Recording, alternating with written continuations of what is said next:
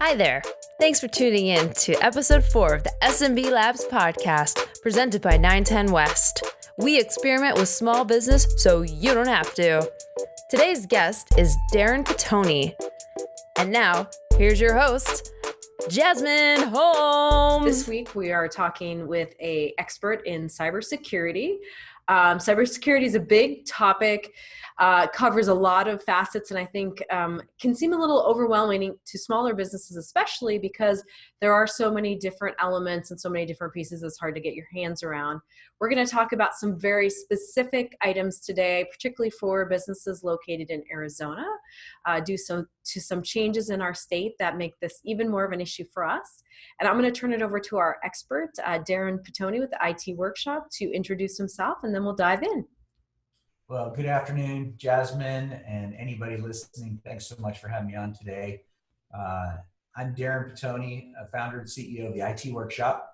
We have been serving small, mid-sized businesses here in Arizona and throughout the United States since 1999. We are what you call a managed service provider or a managed IT department. And so we won multiple awards over the years. And I'm excited to bring up some topics today about cybersecurity. The month of October is actually the National Cybersecurity Awareness Month. So this is really pertinent to us and something that's pretty near and dear to our heart here as a managed IT services provider. We've seen more things in the last 10 months that are alarming to our existing clients and those that we serve, that we've got to get some information and some education out there. And so I'm looking forward to doing that today and spend a little time together. We've been specializing in cybersecurity and training prevention for a number of years. And so we are your managed IT department, ensuring backup, disaster recovery, and all kinds of other solutions to help small and mid-sized businesses. Excellent. Well, welcome. Thank you for joining us. And I think you hit on a great place for us to start, which is one of the best places to start with cybersecurity is education, right? To understand what it is and why it's so important. So why don't you start us off with that? Cool. I appreciate that. This is really exciting for me, not for everybody. Not everyone gets excited about cybersecurity, but just the fact that I get to convey to other people is really in alignment with our mission at the IT Workshop. So our mission is to empower others to contribute more value to their world, to your world. We do that by freeing up resources such as time, energy, and money. We do that through the use of our innovative technology solutions. So the fact that I get here today to tell you a little bit about cybersecurity and how to protect yourself is in direct alignment with what our mission is. And so that's one of the reasons why I get excited about that. Yeah. So I would, what I don't want people to do after today is to think that cybersecurity is not relevant to your business, whether you're big or small, whether you're a for-profit organization or whether you're a nonprofit organization. Cybersecurity is the new organized crime. This is a big deal. And so some of the stuff that we're going to talk about is really lessons from the criminal underground, if you will. Yeah. And how to protect yourself and your business, your family, and your identity from cybersecurity criminals. There's no victim that's actually too small, and small businesses are actually low-hanging fruit for cybersecurity criminals. So plenty of things to talk about on that. And ultimately, we're going to cover how you can avoid being a sitting duck in this scenario to cyber criminals and the growing number of threats related to IT security. Yep. I'd like it nothing more than you to protect everything you've worked so hard to achieve. Right. And so in this scenario, we're not going to be like the ostrich burying our head in the sand, saying that this is not relevant to me. The biggest danger here is really your complacency. So don't underestimate the importance of addressing this and protecting yourself from the current threats that are out there. Sound good? Yeah. No, absolutely. I was just doing a workshop on websites this morning, and that's one of the things I was talking about. The best prevention is, doing your updates. Like the best way to not get into trouble is to do that, the preventative sort of things. So why do you think that? Because you mentioned in the last 10 months, you guys have really seen it on the rise, and doing what I do, I've seen the same thing. It seems to be an ever escalating issue. Like it's gone from a trickle to now it's definitely a flood. So what are some of the things that are causing the kind of the growth, sort of what's happening behind the scenes, and why is this becoming more of an issue that people need to be more aware of? This is big business. This makes a lot of money. And so as long as it continues to make a lot of money, some of these things are scams that people fall for. Some of them are impersonating identities. Some of these pieces are simply a matter of us educating others on how to protect themselves. And so as long as this continues to make lots and lots of money for cyber criminals, this is going to continue. And so here's some common user beliefs or business owner beliefs that contribute to this problem. Okay. Right. There's nothing a hacker would want on my PC, right? Who would want anything on my PC? Right. Especially if you are involved in doing good work. Maybe you're a nonprofit organization. Maybe your business is helping others. Maybe you're a consultant. I don't store sensitive information on my PC, right? Okay. That's good. A lot of cloud services out there. You store information otherwise, or I only use it for checking email or social media. So that's the only thing I get on my PC for, right? And my company isn't big enough to worry about hackers. That is a real misconception. And lastly, it won't happen to me. Nothing will happen to me. So yeah, some of the stuff we're talking today is about risk. And what I don't want to do is to elevate the risk to where it's not accurate. But this is a real risk. And there have been so many cybersecurity threats and attacks. 2 weeks ago, another 50 million users on Facebook were compromised, and that we need to bring this to the forefront of your attention and make sure action is taken, because cybercrime is big business right now. And 80%, I should say 81% of all breaches actually happen to small and mid-sized businesses. So for those of you that were just thinking we're not big enough to become a target, you absolutely are. Hackers, they don't have rules. They don't have regulations. They're not regulated.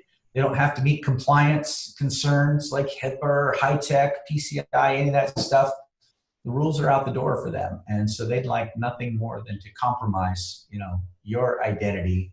And this is ultimately the evolution of crime. It used to be that people could hold up a train at gunpoint and, have a little bandana across them. And now you've got all kinds of the world's biggest data breaches, from eBay, Target, Home Depot, JP Morgan Chase, Facebook last week. And so lots of things have been done to talk about this and bring this to the forefront. And there's several things that I'd like to make business owners in Arizona particularly aware of. One of those is there is a piece of legislation that has made its way all the way through and now has become law, House 2154, that Governor Ducey signed in April and is actually effective as of August 3rd, 2018. And so this is a cybersecurity data breach notification law. And in Arizona, this is one of the toughest data breach notification laws in the United States. Oh, okay. There are several other states, I think there's 7 other states that have these types of laws. Many of them already have data breach notification laws, and if not, they're coming. Yeah. So who knows if Arizona's will remain one of the toughest data breach notification laws, but they're coming. And at some point, the federal government might get involved with this, and it affects all small businesses. In the case of Arizona, House Bill 2154 means for Arizona business owners, you are responsible for your client data, right? And so this puts the onus on making sure that you protect that client data. Any personally identifiable information that's compromised and breached, what it means to the business owner is now you are liable for $10,000 for each person affected by the incident breach. Swallow from that, right? Right. Is a liability limitation of $500,000.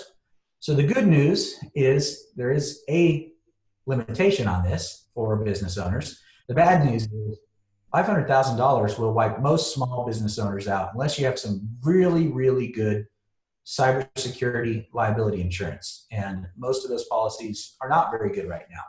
Yep. So I'm not going to sell cybersecurity liability insurance, but you should have some in place. If not, it's something that would be a great time to talk about with your insurance person to look at that, right? So there is a $500,000 liability on this and $10,000 for every person affected by the breach. What that means is if you get ransomware, which is a very common occurrence, and somebody clicks on a link, it looks like it came from your bank, and the moment they click on it, it encrypts all your files and all your folders. If that data leaves your office, which we have seen a lot this year, you have a data breach. According to the law, you have 45 days to notify your clients. That's tough. Just the notification process alone is going to be, that's pretty tough for small, mid-sized businesses or any business for that matter to just say that you had a breach, right? Yeah. Oh, yeah. Well, the loss to reputation alone, but then because it's a mailing requirement, right? You have to mail information to people as well as other forms of notification. Yes. I mean, at very best, your company's reputation is tarnished. Right. You're perhaps careless, maybe even irresponsible if you didn't do everything you could to protect yourself, okay? And so there's a number of things that you can do to protect yourself. Plus, some of these fines are huge. If somebody were to breach your network, gain access to your client information, and they were only to take 50 clients' information, $500,000. Yeah. Okay, so hopefully everyone's paying attention to this and saying, all right, well, what do we do? How do we protect ourselves? That's ultimately the question. There's plenty of things that you can do to protect yourself, right? Just knowing that cybercrime, it's on the rise, right? Yes. So here's a few statistics for you that help you understand why it's on the rise. 80% of hacking related breaches, they leverage either stolen passwords and or weak guessable passwords. Okay. So well, that's an easy thing to fix then. Absolutely. 85% of businesses with under 1,000 employees have been hacked, and most don't even know it. Yes. That's 4.2 billion email accounts, credentials, and 85 million stolen personally identifiable information records, such as driver's license, social security number, date of birth. Those are for sale right now on the dark web. Okay. A lot of people listening to this right now have no idea what the dark web is. What is the dark web, right? So just knowing that this cybercrime is on the rise and that other people can actually buy, sell, steal, grab your credentials, they're being bought and sold on the dark web right now, should be enough to alarm you a little bit, right? So what do you need to do with regards to that? First of all, you need to have good passwords, not guessable passwords. Do not use the word password or password 123. Use a combination of numbers, special characters, at least 8 characters long. Make sure it's not guessable. Yes. So that is a big deal. And it is estimated that 85% of people will use the same user ID and password for everything. Yep. I used to be that person. Not anymore, but I used to be. Yep. So now that I've explained a little bit of how this happens and how people are compromised, all right, let me give you a little scenario here. And this is, we see this far too often. Okay. So we search the dark web and find out that a company's domain name has several users using, and perhaps they're using the same user ID and password for everything, but we see that a credential is compromised. It is being bought, sold, given away on the dark web right now. Yep. Anybody can go get that. Yep. And so once that happens, you have to, first of all, you'd like to know about that. Are my credentials being bought and sold on the dark web? If so, what do I do about it? How do I fix it? To get that question, how do I fix this? Once it's being bought and sold out there, you don't fix that. You take it away. What you can do to protect yourself is to make sure you change your passwords. So if your Facebook credential gets compromised, your Yahoo account, your Adobe account, your Home Depot account, and you're using the same credentials for everything, you need to go into all those accounts and change those passwords. And you need Yeah. to make them unique. Don't Yeah. use the same password for everything. Make them unique. If you have trouble remembering those passwords, use a password manager that can help you with that. And if the service that you're logging into offers two-factor authentication, then do that. Two-factor authentication might be a text message before you log in. It's an extra step. Yes, it's a little inconvenient, but it protects your identity and protects your entire business. So big deal there, right? Yes. So lots of compromises. What we see every day on the internet, really, and doing business on the internet is about 4% of the World Wide Web. So that's the visible web, right? The deep web, the dark web, 95% of the World Wide Web content that's not indexed, kind of invisible. Yeah. Things bought, sold, traded on this dark web. Okay. It's actually sold at auction. Okay, so yep. Typical price range on the dark web markets for a compromised credential, whether it's your online service to your corporate network passwords, ranges in price from $1 to $8. Oh, geez. So for under $10, you can go on the dark web and get somebody's credentials. So that's not good. Yeah. A credit card today sells for anywhere from $2 to $90. Wow. IT account, $8. Physical credit card, it's about $200 to get a physical credit card. Credit card cloners, about $200. So my point in sharing this is that this is a business. Anyone can easily buy training tools and services for committing fraud. And I'd much rather educate people, let them know that this is happening, hacking systems or buying stolen credit cards. That's a business. And we need to protect ourselves against that. Yeah. So with that in mind, on the dark web, since it's the world's largest marketplace, there's drugs that are for sale on there, identity, you name it, it's bought and sold on the world's largest marketplace. So ransomware has actually reached over $1 billion in 2017. So I saw a little notation the other day for somebody who wanted to become an author. Okay. Wanted to know what pays the most, what kind of writing pays the most. Okay. A funny response back was ransom.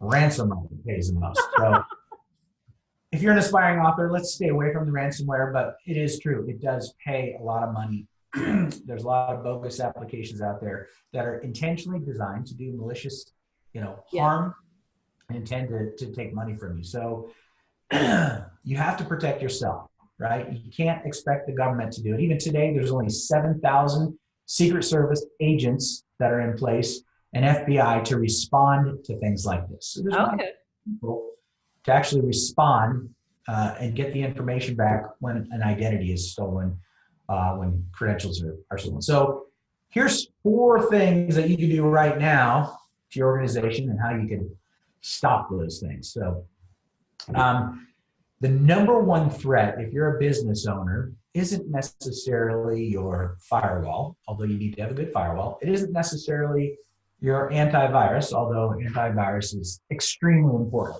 Mm-hmm. The number one threat that you have as a business owner on the internet to cybersecurity are your employees. Yep. And, I mean that with good intent and all care and concern. Good employees, even good ones, make mistakes. So they can delete files, they click phishing emails, they do all kinds of things. And so employees, they'll use free unsecure file sharing utilities. Dropbox is a big one that we see that's heavily compromised all the time. So knowing that your employees are the number one threat, think of a boxing ring, and over in this corner we have data security and firewalls and prevention, and over in this corner we have Dave, right? Yeah. Okay. That's a great visual. we have to just, for one, know that. And you Yeah. can't just come in, hire some cybersecurity consultant to put a bunch of technology in place to protect yourself without training and educating your employees, right? 95% of all breaches, they're related to human error. They're not related to technological error. It's human error. So compromised credentials come from phishing. When I say phishing, I don't mean phishing with a fly rod. I mean phishing with a PH, where somebody's trying to send you an email and compromise your identity and get you to click on something. Malvertising, watering holes, which is kind of they target a popular site or social media site, and they've got code on that site designed to either grab your attention or pull you in or capture your identity, or web attack. One thing that's really interesting, last week I was at a cybersecurity seminar in Las Vegas, and some interesting things were shared about who gets hacked the most, right? And what kind of sites, really questionable sites. We've all can determine that questionable sites, places that you go to, gambling sites, pornography sites, those have always been filled with all kinds of ransomware, you name it. Yep. Sites today in 2017 and now early 2018, right? Yep. That are targeted the most are churches and nonprofit organizations. Oh, wow. Okay. Most people have no idea. Yeah. And so who are they targeted? Well, they might not have the budget to protect themselves. Yep. They might be thinking, this can't happen to us. We're doing great work in the community. Right. Want to harm us. And so I'm hopefully here to get you to think a little differently about that. You got to protect yourself, right? So some of those attacks come in the form of email attachments. Be very, very cautious of email attachments. Make sure you're expecting that email attaching, or social engineering. Okay, so there's a true story. This is a friend of mine and an author. Maybe a lot of you have actually read this famous author. But his email was compromised. His Office 365 email had been compromised. His credentials were being bought and sold on the dark web. So somebody got access to his email, right? And so you think, well, what could somebody do with my email? Let me explain, because this was a big, big deal. Okay. And you have to protect yourself. The bank's not going to protect you. The government's not going to protect you. And this person lost a lot of money. Oh. So some hackers got into the email account and they impersonated my friend. They impersonated him, and he sent an email from his account by the hackers to his assistant and gave instructions to his assistant to wire $400,000 via 3 separate transactions. Yep. Which was a common occurrence because he happened to be in a real estate transactions that year. And was running his business. So she made that happen. And the hackers then deleted the email notification from the bank that the wire transfer had happened because everybody was away on business, and the transaction went through. $400,000 was lost. Yep. And the bank did not undo that transaction. You have to remember that FDIC is meant to protect you for financial insolvency, right? And that is not going to protect you against fraud. Now, this is not to give any bank a bad reputation or bad name. Nope.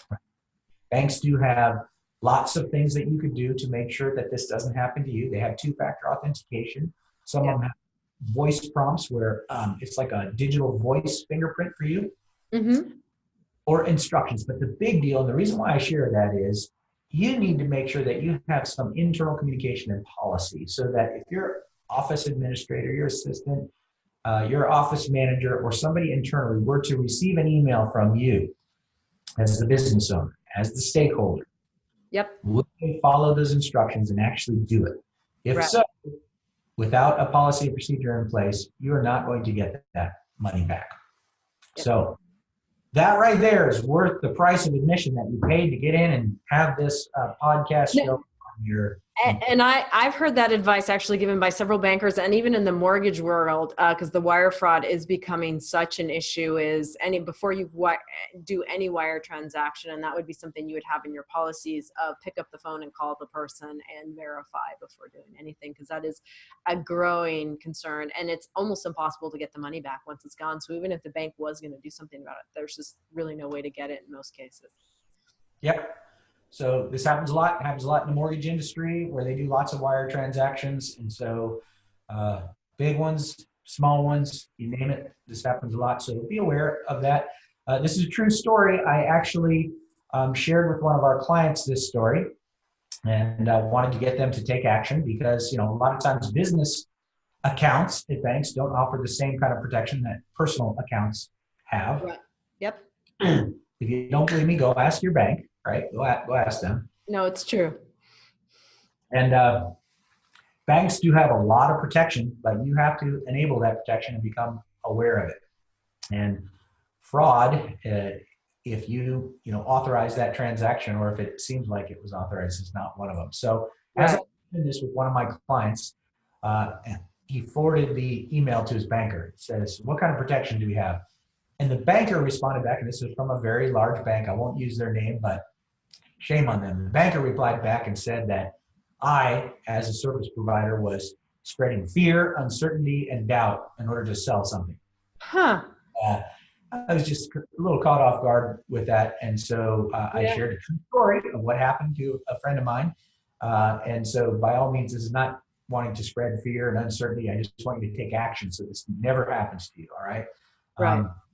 On top of that, right, you need to educate your employees. You need to educate all of them that this is going on around you. So, current employees or disgruntled employees and vendors, right, who've been either fired, they pose a huge threat to businesses today. Yeah. Well, particularly with the whole bring your own device. And so everybody's working on their own devices and the company devices. And so you've got information everywhere. Yeah, absolutely. So vendors who have access, ex-employees who have access, that has to be removed. Pretty straightforward stuff, but you have to have internal procedures and policies to be able to know how to do this and when to do it, right?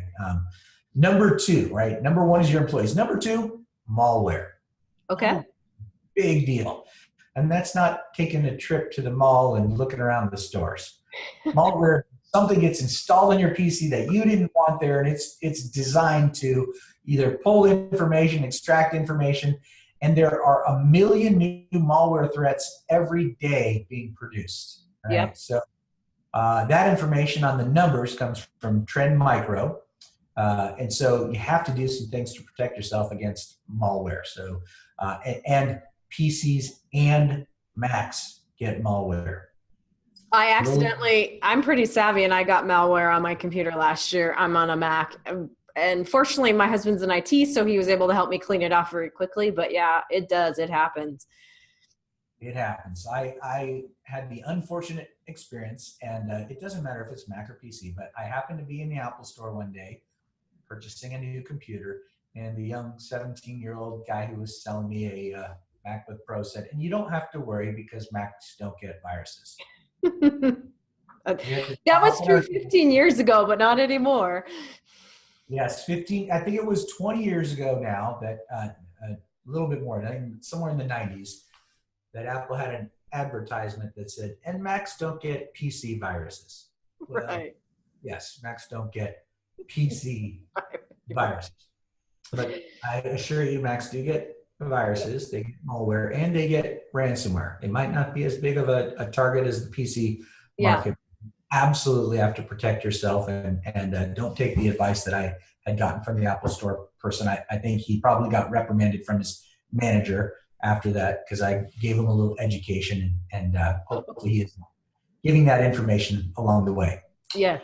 So, malware, right? Social media threats. Over 100,000 Facebook accounts are hacked every single day. And 2 weeks ago, 50 million accounts were stolen. So inside social media, you can always turn on log-on approvals. So make sure you do that. If somebody compromises your identity in any social media site, that leads to other things. Be careful who you connect with, right? Right. Not everybody is who they say they are. And there's so much information out there in social media that you are actively giving away and revealing about yourself. Let me tell you something, right? All of those surveys that we get that seem to be fun, that we forward to our best friend and our parents and our grandma, right? Be very, very careful of those surveys that say, what was your first grade school? What elementary school did you go to? What was your first car that you drove, and what kind of music do you like? And, your mother, where was your mother born? What was her maiden name, right? You do that in a survey, those are pretty closely aligned to like the security questions that your bank has for you or that your online profile has for you. You give too much of that way, then people know that and they can literally guess their way into something. It doesn't require a whole heck of a lot of sophisticated applications to get in. So choose your connections wisely. Stop answering Facebook polls, quizzes, and surveys with things like put your name, your address, your friend's name, your child's name, your browsing habits, on and on and on. That stuff is not good. And I probably don't have to say this to those listening to this crowd. This is for the others not listening to this blog today, but no more toolbars, okay? Like I had a client recently that they must have had 35, 40 toolbars underneath their browser. And I mean browser extensions, not just Google, Yahoo, Dogpile, Stumble, coupons. Those things are loaded and riddled with malware and things to capture identity. They slow down the machine. And so not a good practice to be in. Number 3. Yes. Right, the number 3 thing that is a big deal that you need to really worry about protecting yourself is bank fraud. So as I mentioned earlier, the FDIC does not protect you from bank fraud. The bank is not responsible for getting your money back. All right. So don't let your business pay the price for bank fraud. Make sure you have things in place. And realistically, banks are prevailing in cybercrime cases. You might have to pay the bank's legal fees if you have to sue them. So get in that situation. Just make sure you have internal protocol and use good practices for doing that. Sign up for email text alerts from your bank. Whenever a withdrawal over $100 happens. If that's a lot for your business, put something in there so you know when withdrawals happen, right? Require your signature for any wire transfers. That's a great one. Have a company wire transfer policy in place to make sure that you can ensure authenticity of the request. I would also make sure you have your money spread out, multiple accounts. You can minimize risk. It doesn't have to be. Last but not least, carry cybercrime insurance and go over that cybercrime insurance with a fine-tooth comb. Some of it isn't worth the paper it's written on. Others are very important. So it is important to note that if you get ransomware, a lot of cybersecurity insurance policies will not cover paying the ransom. I would not recommend paying the ransom, but sometimes it's the only case if you don't have good backup strategy in place. Oh, right. Yep. Number 4 after fraud is ransomware. Ransomware is rampant. It is a big deal. Yeah. Some of the things that you receive now by email, usually the largest delivery mechanism for ransomware, but not the only one, look really legitimate. Yes. We've had clients and customers click on these links. So how do you protect yourself? Educate your employees, educate your clients, educate yourself. We have a solution where we have cybersecurity awareness training. It's simplistic, it's online, and we'll actually send people emails that look like real emails. And if they click on them, they were phishing attempts. We educate folks, hey, you shouldn't have clicked on here. Here's why. So, what kind of writing pays the most? Ransomware notes. Let's not go there. All right. If you do go there, yes, go ahead. With that training, is it something that you guys do that it's a one-time thing, or does it continue to do it periodically? Because it's so easy to fall out of those habits too, right? You just go through the training, so you're really good for a couple weeks, and then you fall off the wagon. No, I think ideally it's continuous, right? Just to do that at one time might have an impact and might help. Something is better than nothing, but it needs to be continuous. And so the training that we offer is continuous. We have a solution called CyberCare that we've trademarked that puts a number of packaged, simplistic security automation pieces in place, and cybersecurity awareness training is one of those. So, Excellent. Yeah. highly encourage you to seek out solutions like that that'll keep your people trained and aware of what's happening. Plus, it's going to change all the time. Yeah. Oh, that's true. Yep. Hacker finds a new way of doing something, a new payload, a new way to distribute this. If it pays money, they're going to do it. I was talking about it this morning and likening it to, how pests get in your house and you're supposed to stuff like the holes with steel wool to keep them out. It's like never ending. You stuff one hole, they find another one, and it's just, you just always got to be patching it. So certainly continuing education is a good thing there to keep people aware of what's new. Yeah, cybersecurity, there isn't just one product that takes care of it, everything. It's a very layered approach. It's cybersecurity, kind of like home security, right? We have a lot of things happening in home security. A lot of us lock our doors, right? You would never just leave your door wide open all night long and let anybody in. So why would you let anybody into your computer, right? We let those in that we want to come into our home. And those that we don't want, we lock the door. We don't answer the door. We have Ring doorbells and things like that, and video. If somebody comes in to our home that is unwanted and unexpected, right? Whether it's via burglary or break-in or some other mechanism, what do? We call the police, right? We call the police, we protect ourselves, but that's after the fact. That's after they've already got in. There's notification pieces, and then there's remediation, right? And so the same thing is true with cybersecurity. You have to be aware. There's notification. You have to block the door. You have to lock the door. Then you have to have a mechanism to recover, remediation. You have to be able to come back from that, make sure you don't lose data.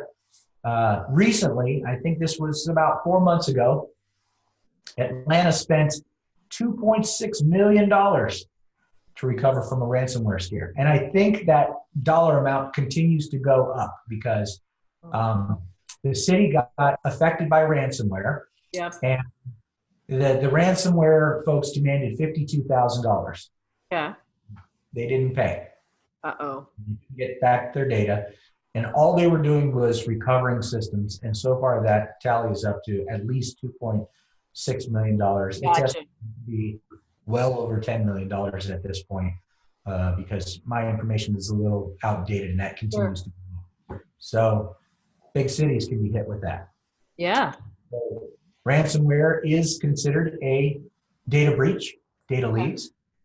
There was another physical therapist in Athens, I believe, Georgia, who was hit with ransomware. And fortunately for him, he had a good backup disaster solution in place. And so his IT support provider said, no problem, we're not paying the ransom. We got you covered. So they did not pay the ransom. The next day, the IT support provider put all the data back on and they were back up and running. Within an hour after they were running, all files were encrypted again, and a message popped up on the screen that says something to the effect of, this is your second notice, you didn't pay the ransom. Now we're going to release all of your medical client information to the public. Oh, wow. Ultimately, long story short, patients were calling the practice because they were finding their information, their medical information, their personally identifiable information on Google. And that's very bad, right? Yeah. So they had a data breach, data left. Yeah. When you do have a data breach and it leaves, it's a horrible thing. You never want to be there. Best case scenario, you'll probably, people will look at you as if you were either, incompetent or careless in best case scenario. Yep. And now with the new Arizona, businesses hit with these data breach laws, they can face up to $500,000 in fines with the new law. So we want to make sure that people don't get there. Make sure you understand what kind of attacks are out there and dangers to be aware of. So who else has your private information? Experian. Remember that when that happened? 1 year ago, Yeah, not that long. Nope. 143 million US customers affected by this. So your information is out there. Be aware, be careful of public places when you go connect to Wi-Fi. Mm-hmm. You want to make sure that you're not using the public Wi-Fi to go back and make a connection to your office without a secure VPN, virtual private network. Here's another thing that we've been seeing recently that is a huge danger that most people aren't aware of. A lot of times you'll go to a conference and they'll give you swag, right? Stuff we all get, swag, like that. Yep. I love getting cool swag stuff. Uh, One of those pieces of swag might be a USB key. Oh no. And you get a USB key, what are you going to do? You're going to plug it into your computer and you're going to use it. Yeah. You have no idea where that USB key has been. And there have been a number of cybersecurity attacks to break into organizations simply by putting it on a USB key. Yeah. A recent one that I heard of was a person dropped a USB key in the women's bathroom, and on had a little label, and it said executive management salaries. And of course, that was picked up, and ultimately the organization, big organization, was compromised. Yep. With hindsight, we found out what happened. It was really out of the ordinary, but this lady had actually said, this is out of the ordinary. I'm going to give this to the IT department. So she took a USB key that she found on the bathroom floor and brought it to the IT department, and the IT guys plugged it in, and they infected and infiltrated their own organization. So be careful with USB keys and who you're getting them from. Especially if you're going to, let's say, an airport, and you're going to plug in and get a charge. I would recommend you bring your own charger. BYOC, bring your own charger and plug it in there, because you don't know the other end of that charger, and if there's anything on that that's going to infiltrate your phone, computer, or anything else. So kind of a little recap here. Yes. Having a firewall, antivirus, that's not sufficient anymore to protect your business, right? Yep. There's too many sophisticated threats that require unified threat management and layers of security. Employees, they have to be educated. So don't just think they're going to figure this stuff out on their own.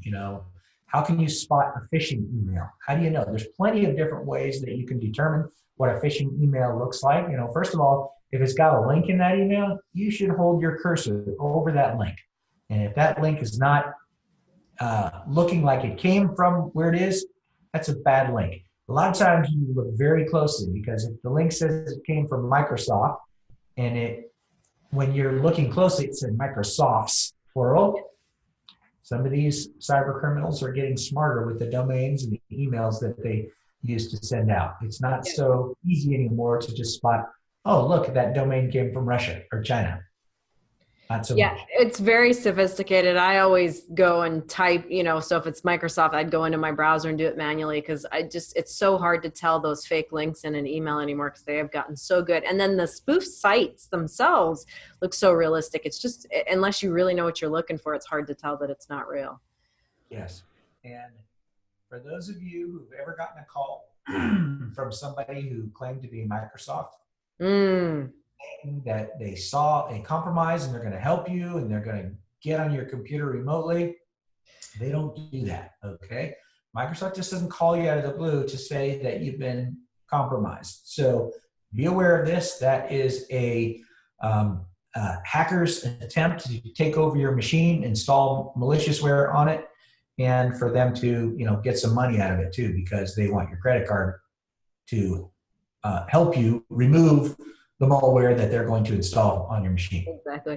And that's a really common one I see, particularly for older folks. Like I've talked to so many people. My mom's telling me how she's having conversations with these guys on the phone, and I'm like, just hang up on them. Like, there's nothing good's going to come out of that. So I think particularly for anybody who's a little bit older, do not even talk to those people. Do not engage, because it's not going to go anywhere good.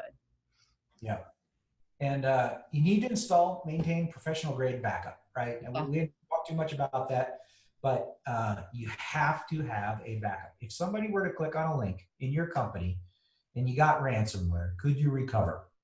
So we no longer recommend just file-based backup. We recommend image-based backups, which have the ability to take a snapshot of your entire infrastructure so that you can run that and or you can virtualize that in the cloud.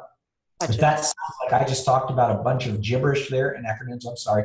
You give us a call and we can talk about backup and disaster recovery and how to protect your company. But that's a good point, because even if you have the files, it's the erasing and then having to reinstall all your software. That takes a lot of time. And so for those that are a little less tech savvy, what Darren's talking about is you basically create a copy of your machine that you can then either easily lay back on over it, or if the computer itself is compromised, put it up in the web and run it there. So you're up and running that much faster.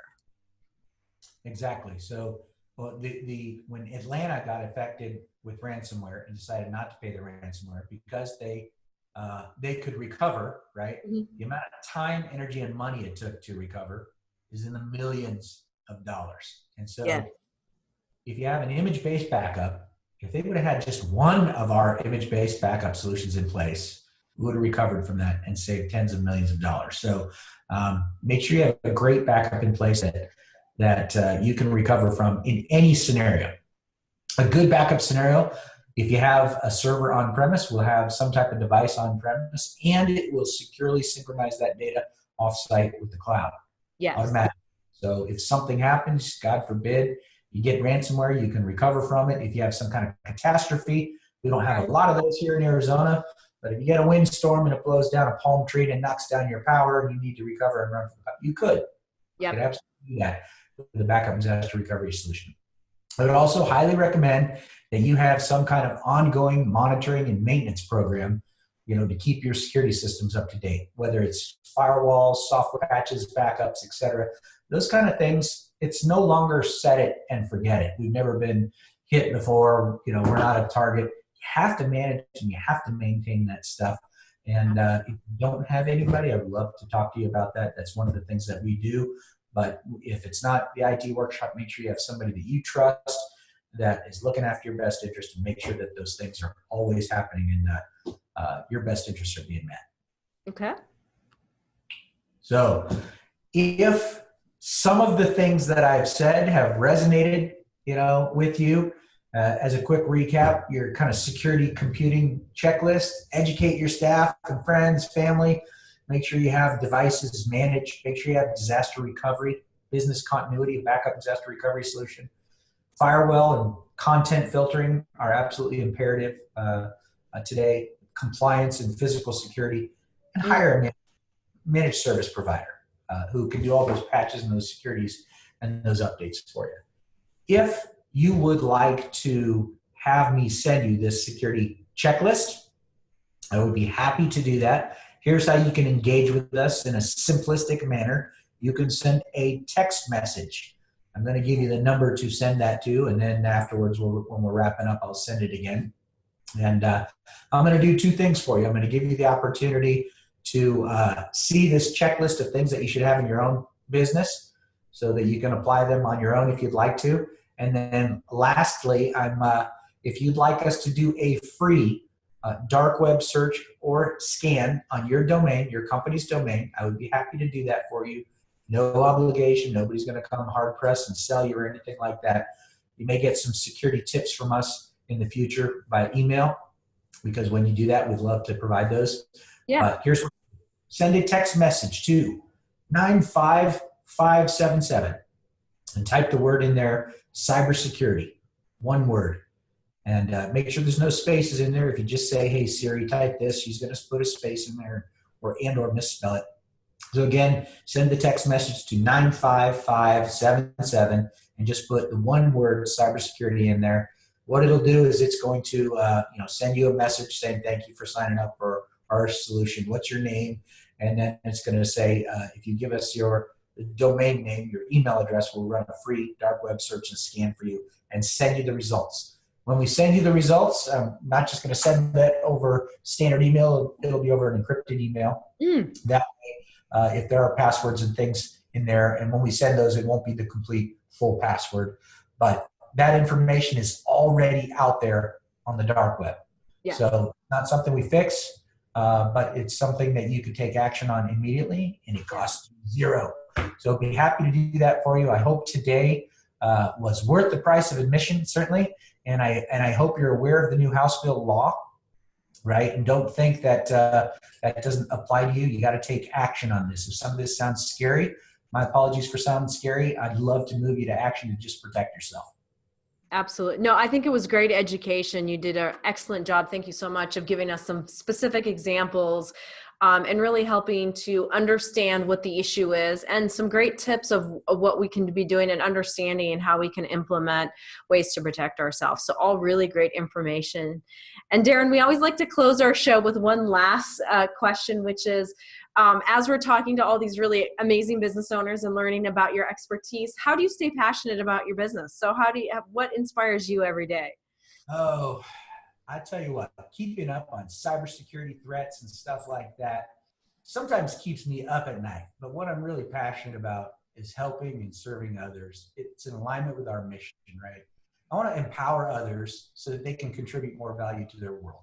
So if your business contributes value to the world, or you need to get home at a certain time so you can be with your family, or you need to get your job done so that you can be more efficient and more productive, that allows you to contribute to your world, right? And our mission is to empower others to do that. I'm passionate about doing that. So staying up on this stuff and sharing it is easy for me because I'm interested in helping others. And for those of you that look at this and just shudder and going, I have no idea where to begin or where to start, that's why we're in business. That's why we're here, right? We become a managed IT department. It's just we're not taking up space in your building. Instead of one person, you have access to our entire team of professionals. And we deliver our solutions throughout the United States, not just here in Arizona. Okay. Happy to speak with you in any way if we can help you. Look forward to that. Really, it's that you have that status of the trusted partner. So if something does happen, you can pick up the phone and call. And sometimes that's the greatest comfort, just knowing somebody's got your back too. Particularly when we're talking about scary subjects like cybersecurity and data breaches. Yeah, I would. I hope this doesn't sound salesy in any way. Recently, some new information came out on trusted professions and trusted individuals. And what's so interesting about that is, the number one trusted profession is a nurse. RNs are highly trusted people. Sure. Yep. One of the lowest ones on the totem pole, beneath, somebody in politics right now, which was surprising to me given the state of the current political situation and the banter going back and forth, was salesperson. And so all I'd like to do today is to educate, people on how to protect themselves and make them aware, and make sure you're not a sitting duck or a target. Absolutely. No, we appreciate your time. Thank you so much for joining us. We will have in the show notes, we will include that text message number as well as the code that you can put in there. So you'll have that available to you. Definitely take Darren up on his offer, see where your information's out there. I think really just understanding is the first step. Knowledge is power in this case. So thank you so much, Darren. Thank you for joining us. We appreciate it, and have a great weekend. Thanks, you too. Thanks. Appreciate it. We hope you enjoyed that 4th episode of the SMB Labs podcast, presented by 910 West. Please share this podcast with your friends and family, or anyone you think would be interested in small business. Thanks again. See you next time.